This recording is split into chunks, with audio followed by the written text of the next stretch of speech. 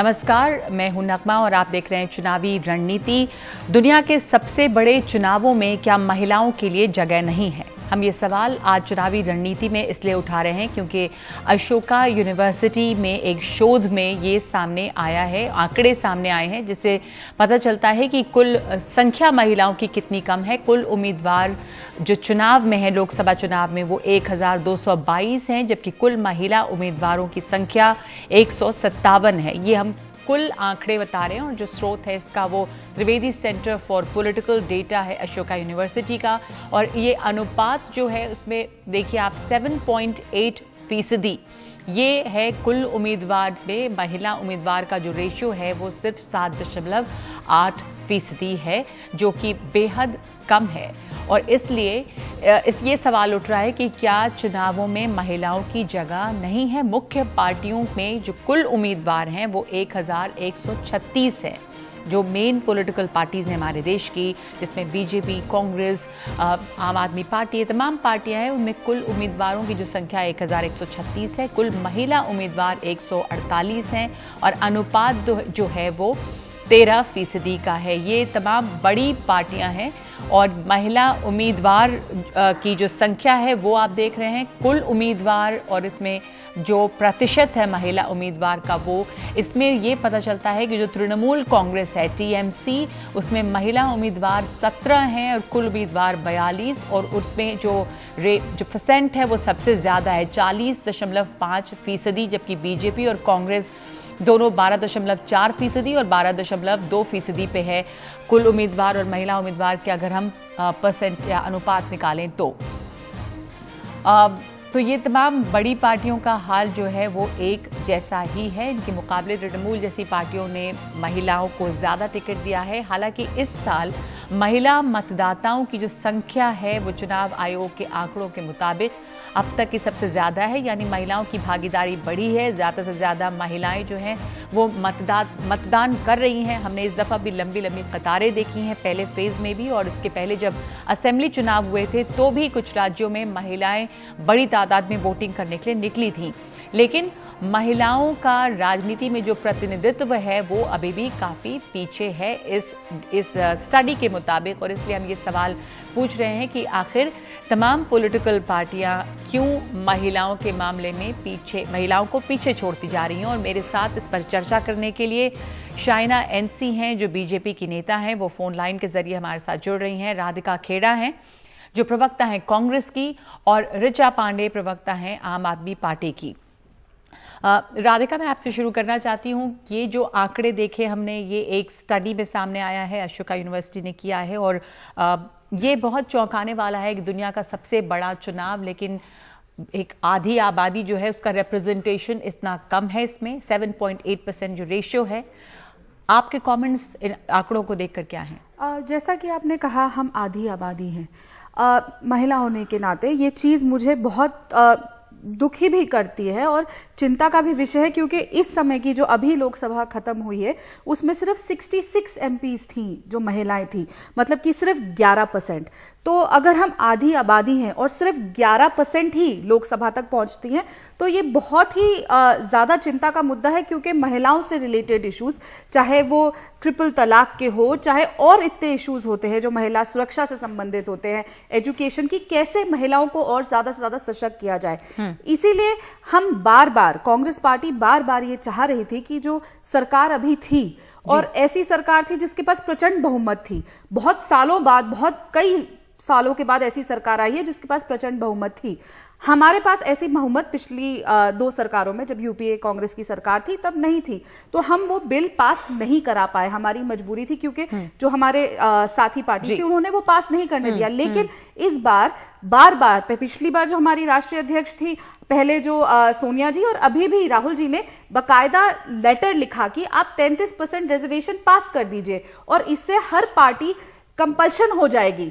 जो भी इश्यूज है, अगर कोई पार्टी कहती है कि ये जीतती नहीं है, लेकिन राधिका, मैं इस पे शाइना एनसी को शामिल करना चाहूंगी। आपने सीधे कह दिया कि चूंकि इस दफा प्रचंड बहुमत है और बीजेपी ने भी रिजर्वेशन का मुद्दा जो है महिला आरक्षण का, उसको वहीं छोड़ दिया, पास नहीं कराया। लेकिन ये एक तरह से जब जो सरकार रहती है उसने किया नहीं अब तक और ये मामला टलता जा रहा है। पर आपने जिस रिजर्वेशन की बात की है उसमें हम अभी एक ग्राफिक दिखा रहे थे, ग्राफिक के जरिए कि रिजर्वेशन से भी जो महिलाएं या अभी जो मौजूदा हालात हैं, जो महिलाएं आती हैं राजनीति में, वो ज्यादातर किसी न किसी पॉलिटिकल फैमिली से होती हैं। वो वंशवाद का जो आंकड़ा है वो मैं एक बार फिर दिखाना चाहूंगी स्क्रीन पे कि वंशवाद कितना ज्यादा है। जिन महिलाओं को टिकट मिल रहा है उनको भी इससे, इन आंकड़ों पे जाने से पहले मैं शाइना इनसे आपकी प्रतिक्रिया जो अभी कह रही थी राधिका, उस पे जाना चाहूंगी कि इस बार प्रचंड बहुमत के बावजूद बीजेपी ने महिला आरक्षण बिल को लेकर कुछ भी नहीं किया। देखिए, सबसे पहले ये मुद्दा सिर्फ महिला आरक्षण बिल का नहीं है। लेजिस्लेशन अपने तरफ लोग कहेंगे कि नंबर्स थे नहीं थे, राजनीतिक इच्छा शक्ति है या नहीं है। हमें आज पता है कि सक्षम महिला है हर एक क्षेत्र में, लेकिन उनको मौका की आवश्यकता है। जो हर एक नेत्री ये सोचे कि हम हमारे पार्टी में कैसे देखें और मांग करें कि एक मैनिफेस्टो में घोषणा कीजिए कि आप 33% महिला उम्मीदवार को टिकट देंगे। यहाँ से शुरुआत होती है। ये मुद्दा नहीं है बीजेपी या कांग्रेस का। मैं बीजेपी की बात करूं तो संगठन की दृष्टि से ऑलरेडी 33% आरक्षण है। शायद इस वजह से मुझ जैसे महिला आज कोषाध्यक्ष हैं, जो असंभव है आज के परिप्रेक्ष्य में। लेकिन मैं जरूर कहना चाहती हूँ, ये मुद्दा सिर्फ मेरा या किसी और का नहीं है। हर एक पार्टी में सक्षम महिला है। जो 50% इलेक्टेड महिला है तो एक वोट बैंक बनता है। वो वोट बैंक के प्रति जो आप उनको नजरअंदाज करें तो ये बहुत ही अफसोस की बात है। मैं तो बल्कि विनती करूंगी कि हर एक नेत्री, हर एक दल में एकजुट होके अपने पार्टी में मांगे कि मैनिफेस्टो में 33% टिकट दिए जाएं महिलाओं को। जो कोई महिला परिवार से आए, और नगमा जी क्योंकि आपने वंशवाद की बात की, समझ लीजिए एक सक्षम बहू है, बेटी है, वो महिला तो है।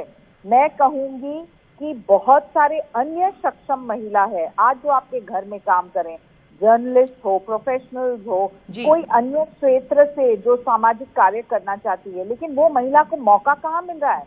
और ये कहना कि वो जीत नहीं सकती है, ये सबसे लेम एक्सक्यूज है। क्योंकि महिला जीत सकती है, वो अपना काम कर सकती है, लेकिन मौका, यानी कि if you want to have showcase talent, you need to have the opportunity. Shaina, BJP की क्या हालत है? ये जो आप बोल रही हैं ये बहुत सही बात है और मुझे लगता है मौके नहीं मिलते हैं हर पार्टी में। ये एक तरह से पार्टियां इससे एक बांधी जानी चाहिए कि वो महिलाओं को टिकट देंगे। पर आप इतने दिनों से बीजेपी में हैं, आपको टिकट नहीं मिला और इस बात को लेकर मायूसी यही होती है कि महिला होने के लिए या महिलाओं को आगे बढ़ने के उतने मौके नहीं मिलते। तमाम पार्टियों का यही हाल है।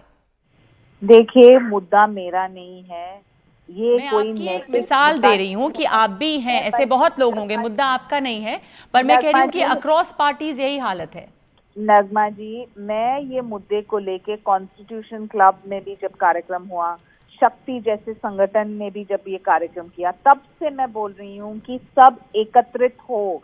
जो हम बोलेंगे कि कांग्रेस के शासनकाल में क्यों नहीं हुआ, बीजेपी के शासनकाल में क्यों नहीं हुआ, वो सब चीज को एक तरफ अलग रखिए। लेजिस्लेशन आप अपने पार्टी में तो संघर्ष कर सकते हैं, आप अपने पार्टी में आवाज उठा सकते हैं कि देखिए हम 50% इलेक्टेड है। आज जो सिर्फ 11% है पार्लियामेंट में और 9% असेंबलीज में, तो अन्य देश भारत के आगे हैं। तो ये जो आप कर रहे हैं और जो ग्राफ्स आप दिखा रहे हैं कि देखिए बड़े हैं। शाइना, मैं आऊंगी फिर आपके पास। आपने बहुत इंपॉर्टेंट बात कही है, उस पर मैं ऋचा पांडे को भी शामिल करना चाहती हूँ। एक तो जो भारत की जो पोजीशन है ग्लोबली, साउथ एशिया की बात करें तो सिर्फ श्रीलंका भारत के नीचे है रैंकिंग में।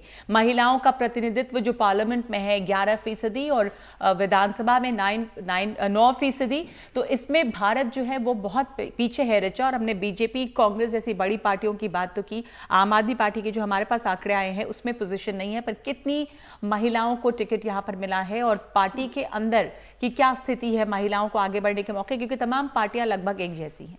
मैं आपके सवाल का जवाब दो पॉइंट्स में, बिंदुओं में देना चाहूँगी। एक तो स्पेसिफिकली आपने आम आदमी पार्टी के बारे में पूछा। 2015 दिल्ली के चुनाव में भारतीय जनता पार्टी और कांग्रेस से ज़्यादा महिला उम्मीदवार हमारे उतारे गए थे फील्ड में, और हमारे सारे महिला उम्मीदवार जीते हैं और आज वो विधायक हैं। तो आपको लगता है कि नई पार्टियां जो है वो बेहतर कर रही हैं, छोटी पार्टियां जैसे टीएमसी है, आप आम कांग्रेस और बीजेपी के मुकाबले? मेरा जो दूसरा बिंदु है वो उसी तरफ ले जा रहा है कि अगर हम भारत को देखें, एक पुरुष प्रधान देश है, और राजनीति को हम स्पेसिफिकली देखें तो राजनीति में जो पुरुष भी आते हैं या तो वो बाहुबली होते हैं, या वो वंशवाद से आते हैं, या वो ऐसे लोग होते हैं जिनके पीछे कोई ना कोई खड़ा होता है। बहुत कम लोग, जैसे अभी आम आदमी पार्टी नई पार्टी है, इसके अंदर एक्टिविस्ट लोग आए हैं, प्रोफेशनल्स लोग आए हैं, तो ये इसलिए हम लोग महिलाओं को आगे बढ़ाने में सक्षम हो पा रहे हैं। परंतु जो पुरानी पार्टियां हैं जहां पर बाहुबली और परिवारवाद चल रहा है, उनका वर्चस्व चल रहा है। मैं आपको एक और आंकड़े बताना चाहूंगी जो कि हमें इससे रिलेट करना चाहिए for the sake of betterment of this debate, कि अगर हम देश भर में देखें कि हम आधी आबादी हैं, परंतु हमारी जो महिला पुलिस है, मैं आंकड़े देख रही थी, वो केवल 7.8% हैं, और जबकि एक ये कहा गया है कि हर राज्य सरकार को 33% महिला पुलिस रखना चाहिए, क्योंकि महिलाएं भी सड़क पर जाती हैं, महिला सुरक्षा का मुद्दा है। तो जो चीज ऑलरेडी एक 33% कहा गया है कि होना चाहिए पुलिस में, हम भर्ती कर सकते हैं, वहां नहीं हम कर पा रहे हैं। राजनीति जो कि एक तरह से बाहुबल का क्षेत्र है, जहां पर आपको दिमाग भी लगाना पड़ता है और आपको लोगों के साथ रहना पड़ता है, समय असमय आना जाना पड़ता है, महिलाओं के लिए ये पहले से एक डिफाइंड टेरिटरी नहीं थी। आज अगर इसमें महिलाएं आ रही हैं और अपने दम पे ये आगे बढ़ रही हैं, तो ये समाज में परिवर्तन है। बिल्कुल, मैं वापस इस चर्चा पे आऊंगी, एक ब्रेक लूंगी इस वक्त चुनावी रणनीति में, और जाने के पहले मैं आपको बता दूं कि जो एडीआर रिपोर्ट है 2019 की, उसके मुताबिक पूरे देश में सिर्फ 9% महिला सांसद विधायक हैं, लोकसभा में 12% महिलाएं और राज्यसभा में सिर्फ 11% महिलाएं। इसलिए ये सवाल आज हम उठा रहे हैं चुनावी रणनीति में। एक ब्रेक के बाद इस चर्चा पे वापस लौटेंगे।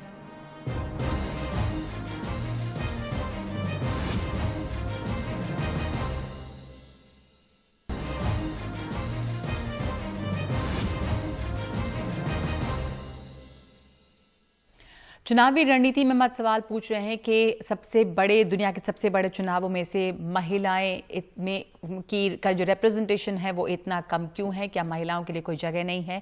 शाइना एनसी हमारे साथ बीजेपी से हैं, राधिका खेड़ा है कांग्रेस से और ऋचा पांडे आम आदमी पार्टी से। शाइना, आपको ये लगता है, आपने पहले भी बात कही कि जो महिला आरक्षण बिल है, शाइना इस वक्त हमारे साथ नहीं है फोन लाइन पे, आपको क्या लगता है राधिका की जो महिला आरक्षण बिल जो 23 साल पहले देवेगौड़ा सरकार ने पेश किया और जिस पर अब तक सियासी खींचतान चल रही है, वो एक इसके लिए एक कारगर उपाय होगा कि वो आरक्षण पहले लाया जाए और तब सूरत बदलेगी? बिल्कुल, अगर हम देखेंगे किस तरीके से राजीव गांधी जी ने पंचायती राज में 33% रिजर्वेशन महिलाओं के लिए लेकर आए थे, आज आप देखेंगे गांव में महिलाएं सशक्त हो रही हैं, तो ग्रास रूट लेवल से हम चेंज लेकर आए। फिर हम आते हैं 2013 पे, क्योंकि 2013 में हमने देखा किस तरीके से भारतीय जनता पार्टी, मैं कह रही हूं हमारी सरकार पास नहीं कर पाई क्योंकि यूपीए कांग्रेस की मजबूरियां थी, पर 2013 में भाजपा ने बहुत सख्त विरोध किया था इस चीज का। फिर 2014 में आते आते उनके मैनिफेस्टो में ये आ गया कि हम 33% रिजर्वेशन लाएंगे। लेकिन जब वही पार्टी जो वादा करती है कि हम 33% रिजर्वेशन लाएंगे, उन्हीं लोगों को मुख्यमंत्री आगे जाके लेकर बनाती है जो कहते हैं कि महिला अगर आएंगी आगे तो डीमंस बन जाएंगी। कमेंट आपसे ऋचा, महिला आरक्षण बिल कोई भी पार्टी पास नहीं कराती और पुरुष इकट्ठे हो जाते हैं, इसमें महिलाएं इकट्ठे नहीं हो पा रही हैं पास करवाने। जैसा कि मैंने कहा कि पुरुष प्रधान देश है, परंतु अब वो समय आ गया है कि महिलाएं इतनी मेजॉरिटी में आगे आ रही हैं और आज सारी पार्टियां ये जानती हैं कि महिलाएं वोटर के तौर पे उन्हें हटाया नहीं जा सकता है, और जब उसमें से कैडर में से महिलाएं निकल के आती हैं तो पार्टियों को उनको समय स्थान देना चाहिए। इसे कोई नजरअंदाज नहीं कर सकता है, और जो लोग नजरअंदाज कर रहे हैं, जो बड़ी पार्टियां नजरअंदाज कर रही हैं, उसमें हम स्थिति देख रहे हैं। मैंने आपको एक उदाहरण दिया था शायना एनसी जी का ही, कि वे इतनी पुरानी प्रवक्ता है बीजेपी की, क्यों नहीं भारतीय जनता पार्टी ने उन्हें टिकट दिया? दूसरे जो पुरुष प्रवक्ता है उन्हें इतनी सारी टिकट देते रहते हैं वो लोग, क्या शायना एनसी एक अच्छी नेता या नेत्री साबित नहीं हो सकती हैं? तो ये एक पार्टियों को सोचने वाली बात है कि अगर आप अपने ही महिला कैडर को डिमोरलाइज कर रहे हैं, और भाजपा ये कर रहा है। इस बीच नया जो इस दफा हुआ है 2019 के चुनाव में कि महिला मतदाताओं की संख्या बहुत ज्यादा है, और इसलिए महिला मतदाताओं पर सभी पार्टियों की नजर है, और अगर महिला एक वोट बैंक के तौर पर उभर कर आती हैं तो उम्मीद करते हैं कि महिलाओं के जो मुद्दे हैं वो भी केंद्र में होंगे पॉलिटिकल पार्टीज के। बहुत बहुत धन्यवाद आप दोनों का इस चर्चा के लिए। आज के लिए चुनावी रणनीति में इतना ही।